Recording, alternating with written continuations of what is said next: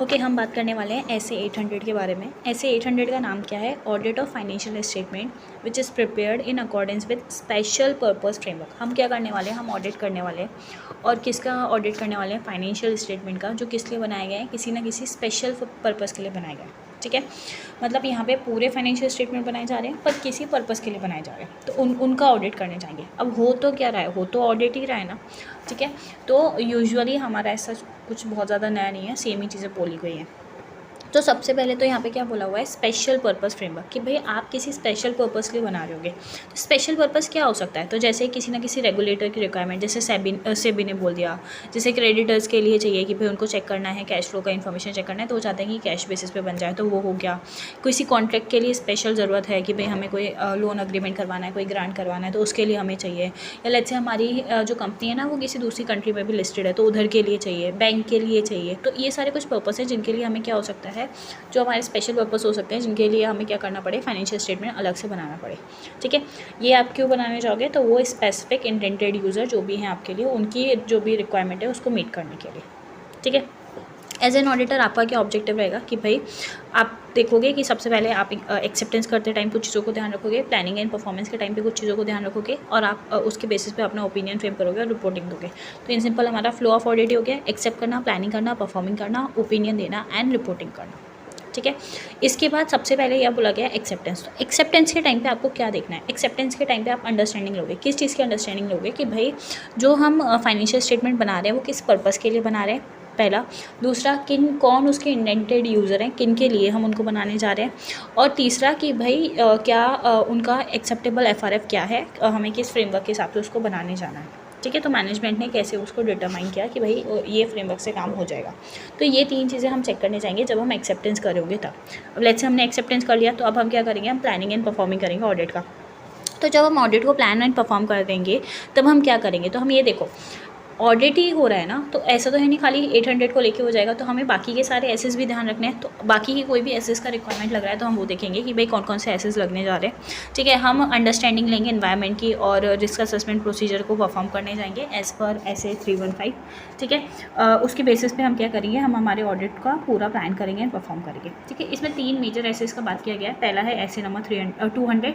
SA 200 में क्या बोला गया है कि आपको क्या करना है? सारे एथिकल रिक्वायरमेंट्स को कंप्लाई करना है, जैसे इंडिपेंडेंस हो गया। ठीक है, सारे रेलिवेंट एसेस आपको कंसिडर करने हैं जो भी ऑडिट के लिए ज़रूरी है, अनटिल एंड अनलेस वो रेलिवेंट नहीं है। जैसे जॉइंट ऑडिटर है, शायद से नहीं रेलिवेंट हो, अदर ऑडिटर है, शायद नहीं, तो आप वो वाले एसेस क्या कर सकते हो? छोड़ सकते हो।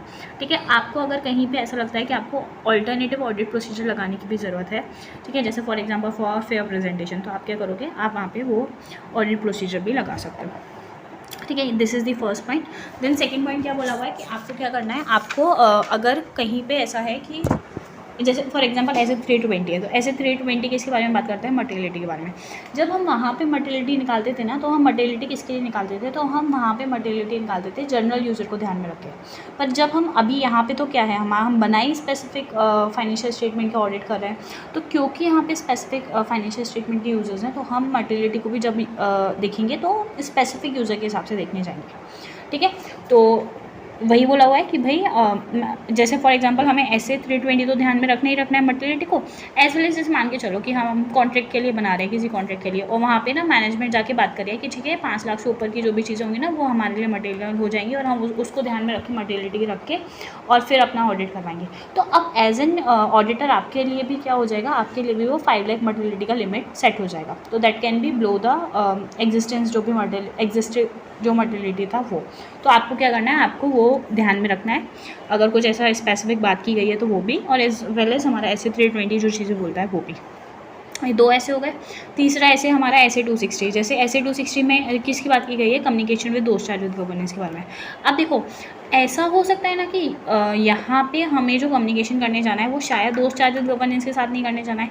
यहाँ पे ऐसा हो सकता है कि हम जो कम्युनिकेशन करने जा रहे हैं वो हम किसके साथ करने जा रहे हैं? तो वो हम किसी और के साथ करने जा रहे हैं। यहाँ पे रिस्पॉन्सिबल पर्सन कोई और हो सकता है, शायद दोस्त चार्ज विद गवर्नेंस इन्वॉल्व ना हो। ठीक है, जो general purpose financial statement check करें, ज़रूरी नहीं है कि वही हमारे स्पेशल पर्पस फाइनेंशियल स्टेटमेंट भी चेक करें। डन। देखो क्या बोला था, सबसे पहले बोला कि आप एज एन ऑडिटर आपका क्या ऑब्जेक्टिव है, एक्सेप्टेंस करना है। एक्सेप्टेंस के टाइम पे 3 चीज़ें देखा, पर्पस, यूज़र और कैसे आपने एप्लीकेबल एफआरएफ डिसाइड किया। प्लानिंग के टाइम पे 3 चीज़ें देखी, ऐसे 200, ऐसे 320 एंड ऐसे 260। फिर रिपोर्टिंग किस हिसाब से होती है, तो रिपोर्टिंग होती थी हमारे ऐसे 200 के हिसाब से। तो आपको क्या देखने जाना है, आपको ऐसे 200 देखने जाना है, ठीक है। ऐसे 200 क्या बोलता है कि भाई आप एज एन ऑडिटर आपको एवेल्युएट करना है कि भाई जो फाइनेंशियल स्टेटमेंट है वो एज पर एप्लीकेबल एफआरएफ बने या नहीं बने। तो जैसे फॉर एग्जांपल हम कॉन्ट्रैक्ट की बात करें तो फिर एज एन ऑडिटर आपकी क्या जिम्मेदारी है कि आप ये देखने जाओ कि भाई जो भी रिक्वायरमेंट है कॉन्ट्रैक्ट की वो प्रॉपरली डिस्क्राइब की गई है या नहीं की गई है, उसका जो भी इंटरप्रिटेशन है कॉन्ट्रैक्ट का वो ठीक है या नहीं, फाइनेंशियल स्टेटमेंट उस हिसाब से बने या नहीं, ठीक है। ऐसे 200 फॉर्म एंड कंटेंट के बारे में भी बात करता है, तो यहाँ पे भी आपको वही सब चीज़ें देखनी है, ठीक है। आप बताने जाओगे कि भाई क्या पर्पस था आपका ये फाइनेंशियल स्टेटमेंट बनाने का, कौन इसके इंटेंडेड यूज़र है, एज वेल आप नोट भी डाल दोगे ये वाली इन्फॉर्मेशन को लेके कि भाई ये इन लोगों के लिए बनाया गया है। तो अपने अदर मेटा पैराग्राफ में ये चीज़ें डाल सकते हैं, ठीक है। एज वेल एज एक चीज़ क्या बोली थी, मैनेजमेंट को डिसाइड करना है कि भाई एप्लीकेबल फाइनेंशियल रिपोर्टिंग फ्रेमवर्क क्या होगा। तो मैनेजमेंट ने वो कैसे डिसाइड किया और क्या चीज़ों का रेफरेंस लिया, तो वो मैनेजमेंट की रिस्पॉन्सिबिलिटी थी। ये चीज़ भी आप क्या करोगे, मेंशन करने जाओगे जब आप क्या करोगे, रिपोर्टिंग करोगे उस टाइम पे। डन।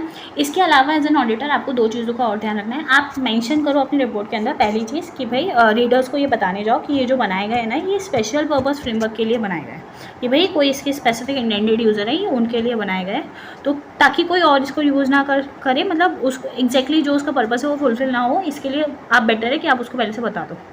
तो पहले चीज़ तो ये मिसअंडरस्टैंडिंग को अवॉइड करने के लिए आपका एज एन ऑडिटर आपकी रिस्पॉन्सिबिलिटी है कि आप अलर्ट कर दो यूज़र को, ठीक है, और कि भाई ये किसी दूसरे पर्पज़ के लिए काम नहीं आ सकते। एंड सेकंड चीज़ आप उसमें एज वेल एज ये भी बोल सकते हो कि इसका रिस्ट्रिक्शन और डिस्ट्रीब्यूशन ऑफ यूज़, कि भाई आप ऐसा नहीं है ये रिपोर्ट को किसी को भी बांट सकते हो। तो इन रिपोर्ट आप ये इंडिकेट करने जाओगे कि भाई ये स्पेसिफिक यूज़र के लिए बनाया गया है, शायद से लॉ एंड रेगुलेशन रिस्ट्रिक्ट करता हो डिस्ट्रीब्यूशन के ऊपर, तो आप वो वाली चीज़ भी क्या करोगे, अदर मेटा पैराग्राफ में इंक्लूड कर दोगे कि भाई ये चीज़ ये रिपोर्ट को डिस्ट्रीब्यूट ना करें।